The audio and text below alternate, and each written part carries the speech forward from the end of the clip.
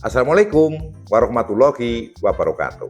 Salam SHMH Sinau Hukum Melek Hukum. Pemirsa SHMH sebangsa dan setanah air yang saya hormati, yang saya muliakan, dimanapun Anda berada, kembali lagi bertemu dengan saya melalui channel SHMH, satu-satunya channel yang membahas Undang-Undang Nomor 1 Tahun 2023 yang akan berlaku nanti mulai 2 Januari tahun 2026 yang biasa kita sebut dengan KUHP baru, dan pembahasan yang dilakukan oleh SHMH Sinau Hukum Melek Hukum adalah pasal demi pasal. Saya pikir channel SHMH merupakan channel yang patut diunggulkan karena menurut saya satu-satunya channel yang membahas pasal demi pasal beserta dengan contoh serta penjelasan hukumnya. Saya tidak dalam posisi yang menjatuhkan channel lain ya, tidak ya kan. Namun ya saya harus mempromosikan channel saya juga kan. Masa saya nggak boleh mempromosikan channel saya sendiri kan gitu. Dan kali ini kita pada video yang ke-216.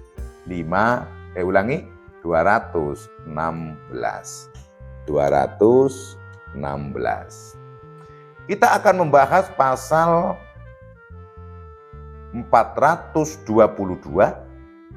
dan pasal 423. Ini masih berkutat pada percabulan dan persetubuhan, serta juga adanya semacam pihak-pihak yang menggerakkan atau germo atau mucikari. Mau mengatakan bahwa kita sulit mencari pekerjaan atau lapangan pekerjaan, itu saya juga khawatir kalau nanti ada pihak yang membantah sebetulnya kita itu memiliki lapangan pekerjaan yang banyak gitu kan. Namun kalau melihat faktanya itu juga banyak anak-anak kita ya yang sudah selesai SLTA atau mungkin sudah selesai kuliah itu belum mendapatkan pekerjaan, atau dia kalau mau melakukan usaha sendiri juga kerepotan gitu kan. Di sisi lain kebutuhan yang harus mereka jalani atau mereka cukupi, atau mereka itu memiliki kebutuhan yang tidak sedikit. Mungkin dari segi kendaraan, katakanlah sepeda motor sajalah ya, sepeda motor, kemudian BBM sepeda motor, kemudian pulsa atau paketan internet gitu kan. Itu yang setiap hari itu ada pakaian gitu kan. Ya kalau pakaian sih mungkin belinya tidak tiap hari gitu ya, tapi kalau macam BBM ya mungkin juga untuk kebutuhan makan itu kan. Dan rata-rata kan besar harapan orang tua itu kalau anaknya sudah selesai menempuh pendidikan itu kan mbok yao mencari pekerjaan itu kan, ya, diupayakan mencari pekerjaan kan gitu, supaya bisa memberikan nafkah terhadap dirinya sendiri. Kadang ada tuntutan-tuntutan yang seperti itu. Di sisi lain cukup sulit juga untuk mendapatkan pekerjaan yang diinginkan. Nah, kadang keadaan atau situasi-situasi seperti inilah dimanfaatkan oleh orang-orang yang dimanfaatkan oleh orang-orang yang akhirnya orang-orang itu ngomong atau berjalan dari satu tempat ke tempat lain, atau dari kampung satu ke kampung yang lain gitu ya. Di pelosok-pelosok, gak harus di pelosok-pelosok lah ya, di kota-kota juga lah. Kamu udah gede ya, cantik, ini kan gitu kan. Belum kerja, belum. Oh saya ada ini, nanti kerjanya di sana, kerjanya nanti di restoran misalnya. Itu atau oh iya nanti dapat hadiah kalau ikut ini nanti kelompok ini nanti ikut hadiah bisa dikuliahkan bagi yang belum kuliah. Rata-rata ya disampaikan kerjanya di restoran atau di salon-salon kan gitu, atau di rumah makan atau di hotel. Semua yang ditawarkan adalah kerja. Namun pada akhirnya pekerjaannya adalah bukan itu. Tapi kerjanya adalah masuk ke karaoke, panti-panti pijat, tempat pelacuran yang ya mohon maaf saya terselubung, bukan semacam lokalisasi gitu, bukan ya, pelacuran. Yang akhirnya juga terhadap si anak ini, akhirnya ya pasti kan dilakukan percabulan dan persetubuhan pada akhirnya. Nah, untuk modus-modus mencarikan pekerjaan namun akhirnya dia bukan mendapatkan pekerjaan namun justru dikerjain, ini cukup banyak ya, cukup banyak terjadi. Hal-hal seperti ini bisa masuk ke kategori terkait masalah TPPU, tindak pidana perdagangan orang juga sebetulnya masuk kalau di dalam undang-undang TPPU. Namun di dalam KUHP ini adalah yang terkait dengan percabulan dan persetubuhan saja.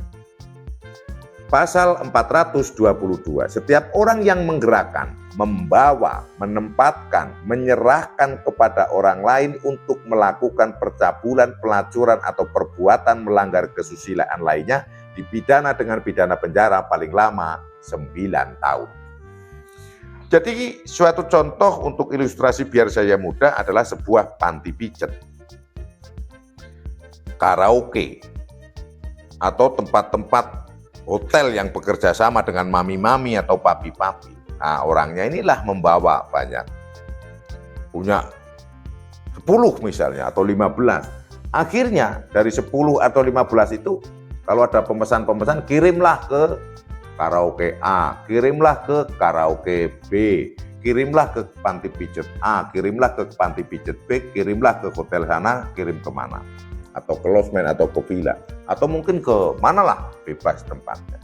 Nah, kan sama saja orang ini menyerahkan kepada pihak lain, kepada orang lain, yang pada saat setelah diserahkan maka posisinya untuk melakukan pencabulan, pelacuran, atau perbuatan yang melanggar kesusilaan lainnya. Contohnya menari telanjang. Dalam sebuah karaoke ceweknya suruh telanjang, nari-nari, joget-joget. Ada toh? Ada juga.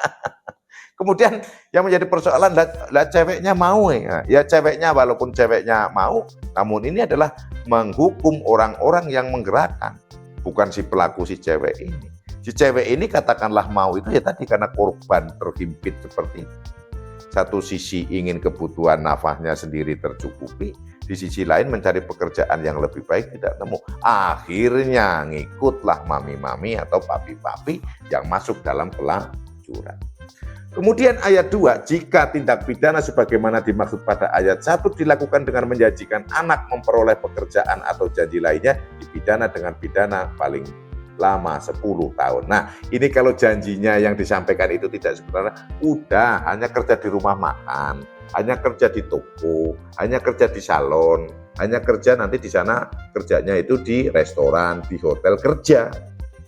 Yang tidak ada kaitannya pelacuran dan pencabulan serta persetubuhan, nggak ada kaitannya. Namun akhirnya masuk ke situ, berarti ada manipulasi di sini, ada penipuan omongan di sini, maka pidananya lebih tinggi yaitu 10 tahun penjara. Dan terkait hal-hal ini adalah tidak hanya anak perempuan ya, saya memang mencontohkannya perempuan, namun juga hal ini juga berlaku juga bagi yang anak laki-laki. Baik dikirimkan di dalam negeri dari satu kota ke kota lain, dari satu pulau ke pulau lain, termasuk juga kalau dikirimkan dari Indonesia ke luar negeri, ke Thailand misalnya, ke Singapura misalnya, ke Malaysia sama kan. Kejadian-kejadian seperti ini cukup banyak ya, banyak yang sudah terungkap itu oleh aparat penegak hukum dan itu bisa dikenakan KUHP lama maupun Undang-Undang Tindak Pidana Perdagangan Orang. Namun yang saya bicarakan pada saat ini adalah pasal 422 dan pasal 423 pada video ke-216 ini adalah pasal-pasal yang ada pada KUHP baru atau Undang-Undang Nomor 1 Tahun 2023 yang akan berlaku nanti mulai 2 Januari 2026. Nah, terkait dengan pasal-pasal yang diatur dalam KUHP, di pasal 423 KUHP menyatakan tindak pidana sebagaimana dimaksud dalam pasal 414 sampai dengan 422. Jadi video saya yang ada pada video 216, ini 215 dan 214 pada video yang itu adalah merupakan tindak pidana kekerasan seksual.